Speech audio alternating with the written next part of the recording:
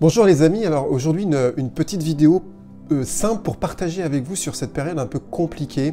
Je perçois que pour beaucoup c'est lourd et proche du découragement. J'ai aussi perçu ça avec le petit questionnaire que j'ai posté sur Facebook sur les thèmes de T4U et le premier en titre c'était dans cette période de marasme, comment être dans la joie et pourquoi. Et donc on perçoit bien que c'est compliqué et j'ai envie de partager avec vous que une de mes convictions de fond, c'est que toute période compliquée a aussi son lot de lumière et aussi on a aussi des bénéfices à en tirer. Ça fait 2 ans que ça a commencé, moi je revenais d'Ouganda et le début en fait du Covid, le premier confinement a été pour moi la période peut-être la plus difficile, dangereuse même, je pense, intérieurement et psychologiquement, et je me suis dit si je fais pas quelque chose, je vais tomber en dépression. Et donc ça a été un déclic. Et à partir de ce moment-là, en fait, en 2 ans, j'ai juste expérimenté, découvert, rencontré des gens, même si c'est par internet, de façon juste énorme. Cet après-midi, alors j'ai pris la liste, j'ai fait la liste sur mon bureau de tout ce dont je me souvenais, de ce que j'ai fait et découvert en 2 ans. C'est pas pour me la péter, hein, c'est pour juste partager avec vous ce que d'autres partagent aussi avec moi, c'est que soit dans cette période on croule sous le climat ambiant et puis sur les choses que l'on ne peut pas changer parce que en fait le Covid on n'a pas trop d'impact perso dessus, mais en fait on a un impact sur la façon dont je vais vivre ça et j'ai du pouvoir sur mon état intérieur et c'est là où tout change. Je vous donne juste que quelques petits exemples. En 2 ans, j'ai pu reprendre des cours d'anglais de façon intensive et aujourd'hui je suis capable, ce que ce n'était pas le cas il y a 2 ans, de tenir une conversation en anglais. J'ai pris des études de coaching, j'ai eu 2 diplômes de coaching, j'ai découvert les neurosciences, j'ai pu ouvrir une entreprise, j'ai rencontré des gens merveilleux, extraordinaires dans des milieux autres que celui que je fréquentais. J'ai progressé en technologie, en informatique comme jamais, j'ai rouvert ma chaîne YouTube. J'ai découvert le monde Facebook tout simplement, j'ai équilibré ma vie d'une façon vraiment comme j'avais, y compris avec la découverte de la méditation de pleine conscience. Bon, bref, j'en passe. Et je me dis en fait, waouh, cette période elle est compliquée, mais en même temps, elle a été super favorable pour moi. Alors peut-être que j'ai un statut particulier qui fait que j'ai pu en tirer profit et avantage, je suis prêt à le reconnaître, mais je le crois quand même que chacun d'entre nous, nous avons le pouvoir à un endroit de notre vie de se dire ça je peux pas le changer, mais en tout cas je peux transformer la façon dont je l'habite pour au moins travailler sur moi-même et peut-être approfondir des choses personnelles. Il y a en tout cas une chose que tous nous pouvons faire dans cette période, c'est d'approfondir la qualité de nos relations, la saveur et la valeur et ce pourquoi nous faisons telle ou telle chose.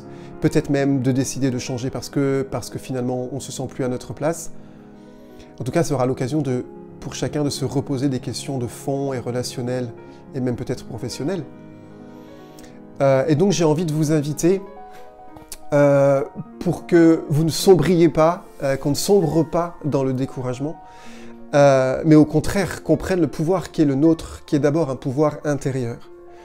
Moi, je voudrais vous inviter, dans un premier temps, à avoir une vigilance sur l'information et sur les médias. Moi, c'est la première chose, il y a 2 ans, la première décision que j'ai prise, c'est d'enlever tous les médias qui étaient imposés sur smartphone, tablette, iPhone, ordinateur, et pour ne pas être submergé par tout ce qui peut être stressant, angoissant, mais d'aller chercher l'information quand j'en avais besoin. Ça, c'est la première des choses à faire. Aller chercher l'information que vous voulez avec le média que vous souhaitez. Deuxième chose, le plus possible, choisissez votre environnement et les personnes. Alors on ne peut pas toujours choisir, mais quand on peut, on le fait.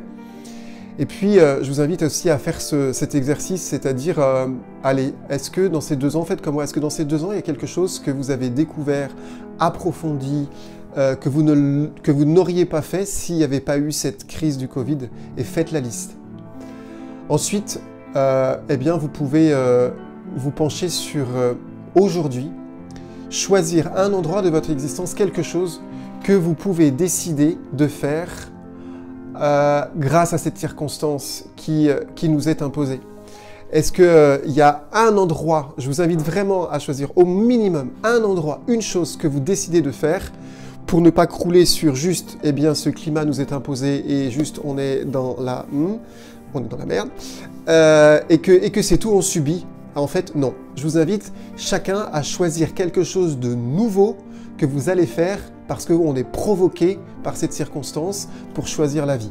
Et ça peut être quelque chose de nouveau intérieurement, une façon de vivre, de voir, de penser les choses, ou même une activité ou quelque chose que vous allez décider de faire et de déployer alors que vous ne l'auriez pas fait s'il n'y avait pas eu cette situation imposée.